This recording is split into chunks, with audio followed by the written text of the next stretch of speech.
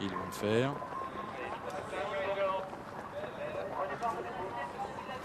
Voilà, on va bientôt partir. À 50 mètres là-bas, je vois que tout le monde est prêt. Il faut que les autres poteaux le soient aussi.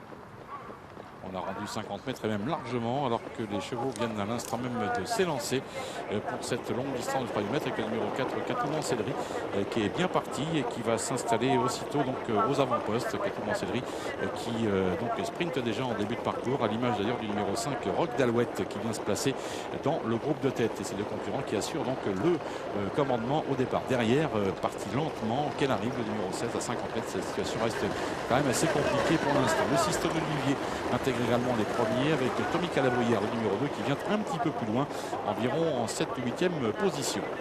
On va sortir dans quelques instants du virage pour passer devant les tribunes avec un peloton qui est conduit maintenant par Rock d'Alouette, donc le numéro 5 qui est parti vite à son échelon et qui va donc passer en tête devant nous dans quelques instants. Il y a d'autres concurrents derrière qui essayent d'améliorer. On voit la Casa Court, notamment du numéro 8, Silis Danica, qui s'est un petit peu rapproché le long du rail.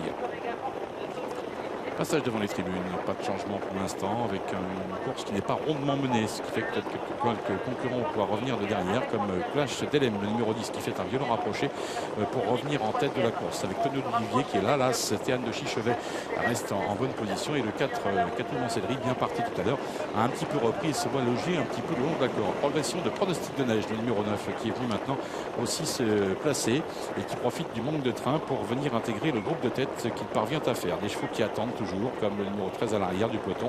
Et puis Sophie Duvif, la favorite, qui est en avant-dernière position, mais pas hors course pour le moment.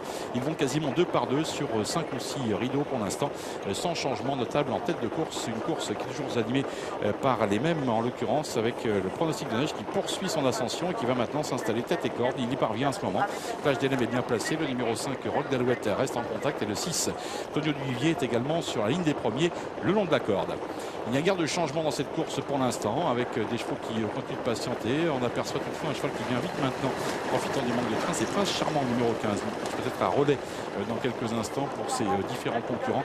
Prince Charmant, c'est Jackie Trèche qui est venu à l'extérieur. Il passe maintenant en deuxième position à la hauteur de Pronostic de Neige, qui reste pour l'instant côté corde. Rock d'Alouette est en troisième position, toujours à la corde. C'est pas mal pour se laisser tirer par les premiers comme ça.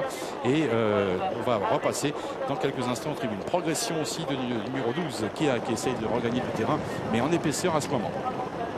Pour le numéro 10, Clash Delem, on reste environ 6, 5e, 4 ou 5e, c'est plutôt bien.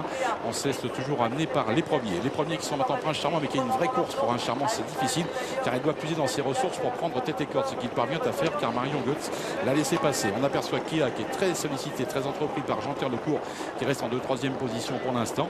Et ce sont les concurrents qui sont pour l'instant les mieux placés, alors qu'on aborde le dernier tour de piste.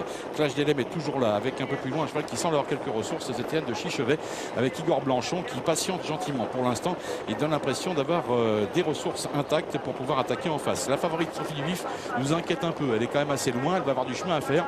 Il y a des chevaux en plus qui commencent à baisser de pied. Rock d'Alouette, c'est son cas, ainsi que Prince Charmant qui est complètement maintenant battu et qui rétrograde beaucoup côté corde, qui perturbe un petit peu quelques candidats pour aborder le bout de la ligne d'en face. On y arrive avec ce bout de la ligne en face. Faute malheureusement du cheval qui progressait à l'extérieur, la Kazakh Lecourt, qui essayait de venir mais qui vient de faire une petite faute à cet instant, rétrogradant quelque peu. On aborde dans quelques instants l'entrée de la ligne d'arrivée avec Québec et également le numéro 7 qui essaie de se rapprocher.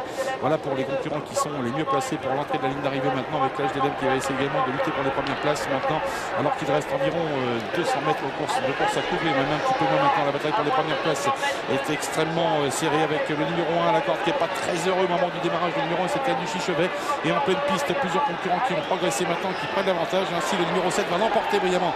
Québec DL, le numéro 7 qui s'impose. Deuxième place pour le numéro 6, Tonio Olivier. Ensuite on a le 8, hélas.